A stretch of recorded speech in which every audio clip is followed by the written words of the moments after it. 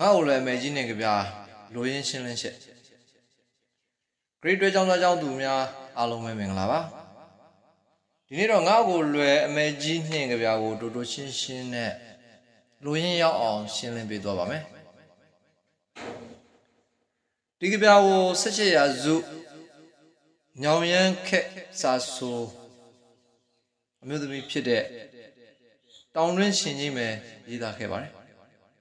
18ရာစုကညောင်ရမ်းခက်မှာပေါ်ထွန်းခဲ့တဲ့အမျိုးသမီးစာဆိုတူဖြစ်တဲ့တောင်တွင်းရှင်ကြီးမယ်ကရေးဖွဲ့ခဲ့ပါတယ်ကြဗျာအမျိုးသားကတော့အိုင်ရှင်းကြဗျာအမျိုးသားဖြစ်ပြီးတော့ညောင်ရမ်းခက်မိမပြိုလေးတူရဲ့ရှင်းရှင်းမြတ်တာကြောင့်ဖြစ်ပေါ်လာတဲ့စိုးရင်ကြောင်းကြမှုတွေကိုဖွဲ့တည်ထားတာပဲဖြစ်ပါတယ်ကြဗျာအစမှာအိုင်ရှင်းတို့ရဲ့သဘောတဘာဝအတိုင်းဖြစ်တဲ့သူငယ်လေးသူငယ်ချင်းကောင်းရောင်းမတို့လေးဆိုတဲ့အလုံးစကားနဲ့စတင်ပြီးတော့နှုတ်ဆက်ထားပါတယ်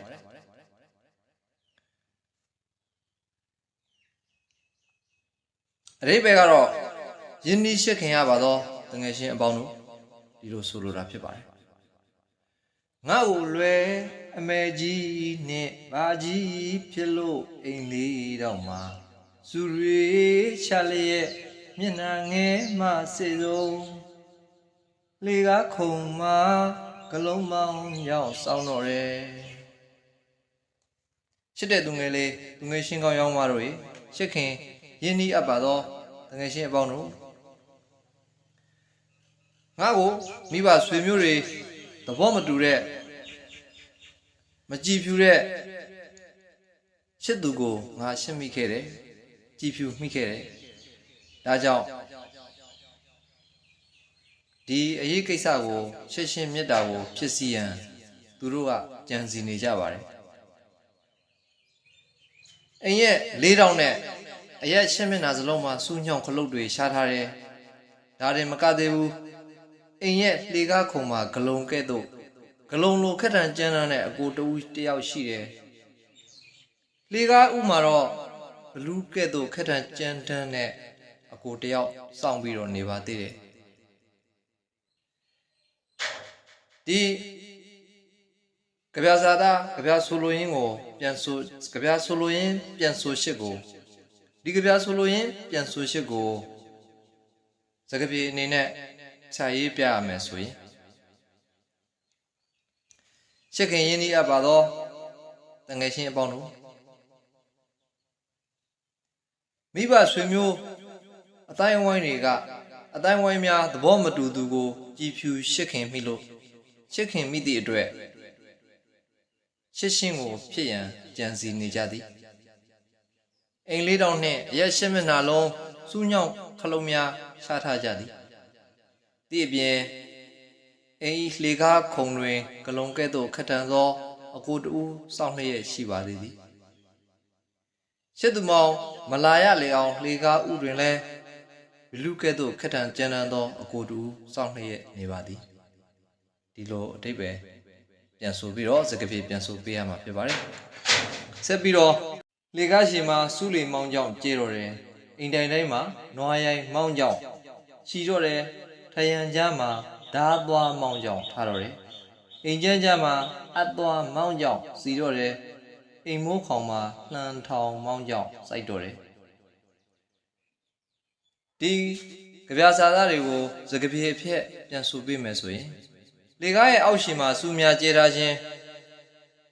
အိမ်တိုင်တိုင်းတွင်ရိုင်းလှသည့်ဝိတတ်သည့်နွားများကိုရှီထားခြင်းထရန်တို့တွင်ဓားသွားများကိုပွက်ထားခြင်းအိမ်ဤကျန်းပေါက်ကြားတို့တွင်အသွားတို့ကိုစီထားခြင်းအိမ်မိုးခေါင်တွင်လည်းလှန်တို့ကိုထောင်ထားခြင်းမောင်းလာလျင်အန်တရများလာပါသည်အိမ်မိုးခေါင်တွင်လည်းလှန်တို့ကိုထောင်ထားခြင်းတို့ကြောင့်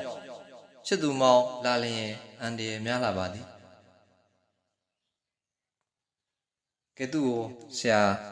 စကားပြေအဖြစ်အနေနဲ့မဟုတ်ဘဲနဲ့ဒီလိုတီးတန့်ထပ်ပြီးတော့ရှင်းပေးပါမယ်ရှစ်သူမယ်လေးဟာ မိဘဆွေမျိုးတွေသဘောမတူတဲ့မကြည်ဖြူတဲ့လူကိုရှစ်ခင်ကြည်ဖြူမိတဲ့အတွက်ကြောင့်မိဘဆွေမျိုးများကဝိုင်းဝန်းပြီးတော့ဖြစ်စီကြတယ်ဘလူကဲ့သို့ခက်တန်သောသူကလုံကဲ့သို့ခက်တန်ကျမ်းသောသူများလေကားခုံနဲ့လေကားဥမှာစောင့်လျက်ရှိတယ်အိမ်ဘေးပတ်လည်မှာရှိတဲ့အိမ်ရှံဝင်းရဲ့ရက်ရှင်းမျက်နှာစလုံးမှာစုတွေခင်းထားတယ်ဒီအပြင်လေကားရဲ့အောက်ခြေတွေမှာလည်းစုတွေကျဲထားတယ်အိမ်တိုင်တွေမှာဖွေ့တတ်တဲ့နွားရိုင်းကြီးတွေကိုရှည်ထားတယ်ထရံကြားတွေမှာဓားသွားတွေကိုရှာထားတယ်အိမ်ရဲ့ကျန်းပေါက်ကြားတွေမှာအပ်တွေကိုစီထားတယ်အိမ်ခေါင်မိုးမှာတော့လှန်ကိုထောင်ထားတယ်ဒါကြောင့်ဒီခရီးကိုအိမ်ဒီရှစ်သူစီကိုရှစ်သူမောင်လာခဲ့လျင်အန်တရယ်များလှပါတယ်ဆက်ပြီးတော့နောက်တစ်ပိုက်ကိုဆက်သွားပါမယ်မောင်လဲဘေကတက်ပါမယ်မဲလေးဘေကဆင်းပါမယ်တွေ့ရဲ့အယောင်ကြောင်ရလားထုံနေရောက်ကိုထိုးဖောက်သွားကထုတ်တန်းငယ်မမခိုင်ထုတ်တိုင်းငယ်မပူထိုးအလေကောင်မှာဖောင်ဖောင်ကျူကတခုဆိုညွန်မိတင်ထွန်းလို့ဝိုင်းကြတော့ခါရှစ်သူမေကလေးဒီလဲအိမ်အောက်သို့ဆင်းရန်လမ်းမရှိတကယ်တော့ရှစ်သူမောင်ဒီလဲအိမ်ထက်သို့တက်လာရန်အဆင်ပြေမီမဟုတ်ပေထိုအခက်ခဲများကြားမှရှစ်သူမောင်သည်ကြောင်နှင့်ကျွတ်တို့၏အလားထုတ်နှင့်ရောက်ကိုတွေ့ကက်ခါတက်လာခဲ့ပါလျင်လဲထုတ်သားထုတ်တိုင်တို့သည်ပိုးထိုးနေပြီဖြစ်သဖြင့်ကြိုးကြမီကိုစိုးလာသည်ထို့သောကြိုးကြခဲ့ပါလျင်တခိုးဟုဆိုညွန့်ကဝိုင်းဝန်းဖမ်းဆီးကြပါကလော့အောင်ပြေးနိုင်မည်လားတွေး၍ပူနေမိပါသည်မိတင်ထွန်းလို့ဝန်းကြတော့အခါစင်းချခုံလန်းစုံရောက်ပါလိမ့်မလားရှင်ရှစ်သူမဲလေးကသူ့ရဲ့ရှစ်သူဟာခက်ခဲတွေကြားကထုတ်သားထုတ်တိုင်တွေကိုကျွတ်လို့ကြောင်လို့ကတ်တွယ်ပြီးတော့တက်လာခဲ့သည်ရှိတော့ထုတ်တိုင်ကပိုးထိုးနေပါပြီထုတ်တန်းကလည်းမခိုင်ထုတ်တိုင်ကပိုးထိုးနေတဲ့အတွက်ကြောင့်အလေကိုရောက်တဲ့အခါမှာ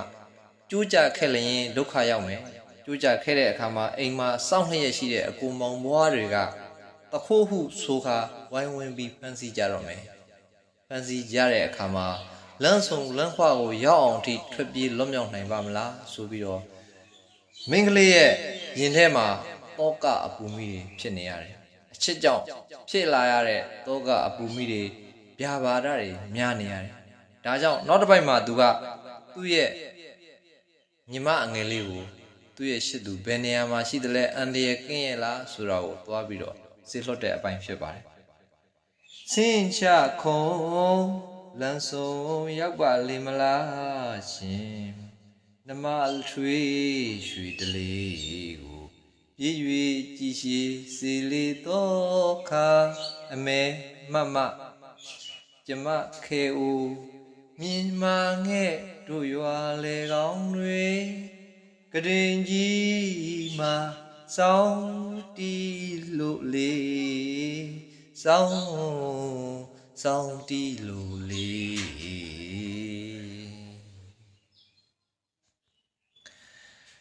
ဒီခါမှာရှစ်တဲ့သူအပေါ်စိုးရင်စိတ်နဲ့မိန်းကလေးဟာသူ့ရဲ့ရှစ်သူကိုသူ့ရဲ့ရှစ်သူရှိတဲ့နေရာကိုညီမထွေးကိုလွှတ်ပြီးတော့ကြည့်စီခိုင်းတယ်ဒါကြောင့်ဒါကိုစကားပြေအနေနဲ့ရေးရမယ်ဆိုရင်ထိုစိတ်တို့ကြောင့်ရှစ်သူမယ်လေးသည်ညီမလေးကိုပြေး၍ကြည့်ရှုစုံစမ်းစေရန်ခိုင်းခဲ့သည်ထိုအခါညီမလေးကသူ၏ခဲဟိုသည်ရွာ၏အလဲကရင်ကြီးပေါ်တွင်စောင်းတီး၍အေးဆေးတာယာစွာရှိနေကြောင်းပြန်လဲပြောကြခဲ့သည်ကြပြလေးကတော့ဒီလောက်ပဲဖြစ်ပါတယ်ကြပြဆိုလိုရင်းကိုလည်းလူနဲ့တိုရှင်းကိုရအောင်ဆရာတတ်နိုင်ဆုံးရှုံပြီးတော့ရှင်းပြထားပါတယ်ရှုံပြီးရှင်းပြထားတယ်စကားပြေကိုလည်းရှုံပြီးတော့စကားပြေပြန်ပေးထားပါတယ်ဒါကြောင့်ကျောင်းသားကျောင်းသူတွေအနေနဲ့စင်ပြေချောမိမယ်လို့ယုံကြည်ပါတယ်တည်တည်ချာချာနားမလည်ဘူးဆိုရင်စာရဲ့ဒီ YouTube channel link မှာဆရာ Facebook အကောင့်ရှိတယ် Facebook အကောင့်က Messenger ကနေပြီးတော့ဝင်ရောက်မေးမြန်းနိုင်ပါတယ်အားလုံးကိုကျေးဇူးတင်ပါတယ်